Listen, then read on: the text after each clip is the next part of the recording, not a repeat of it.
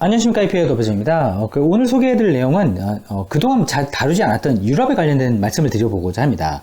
유럽 지역의 GDP 자체는 생각해보시게 되면 코로나 팬데믹이 있었던 수준보다 향후에 지금 비중이 규모 자체가 줄었습니다. 한 5에서 6% 정도 감소하는 것으로 나타났고요. 그러면 다른 지역에 비해서 좋지는 않아 보입니다. 하지만 다 나쁜 것이냐? 그렇지는 않습니다. 왜냐하면 우리가 알고 있는 유럽의 대표적인 독일과 프랑스 같은 경우는 회복이 하락했던 거에 비해서 회복이 좀 꽤 잘 나오고 있는 편이고요.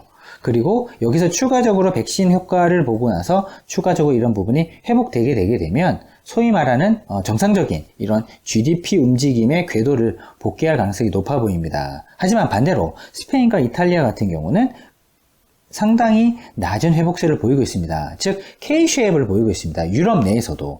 그러니까 독일과 프랑스 같은 경우는 쭉 올라가고요. 그리고 스페인과 이탈리아 같은 경우 쭉 내려왔습니다. 즉 K-쉐입을 지금 이루고 있는데 글로벌리 보이고 있는 이런 양극화 이슈에 있어서도 유럽 지역에 있어서도 극단적으로 이런 형태가 나타나고 있는 것이 관찰되고 있습니다. 그럼 따라서 저희가 유럽을 투자하는 데 있어서도 분명히 이제 분할해서 분류해서 투자해야 되는 그런 시기가 되었다라고 볼 수 있을 것 같습니다. 특정, 미국 같은 경우는 산업별로 쪼개서 투자하는 전략이 있을 수 있겠지만, 유럽 같은 경우는 국가별로 캐릭터가 조금씩 틀리고 있기 때문에 약간 국가별로 투자하는 전략을 따로 가져가시는 게 이제 맞겠다. 예전에는 유럽, 통으로 이렇게 투자하는 게 유리했다고 한다면, 향후에는 이런 부분을 감안해서 투자하는 게 맞을 것 같습니다.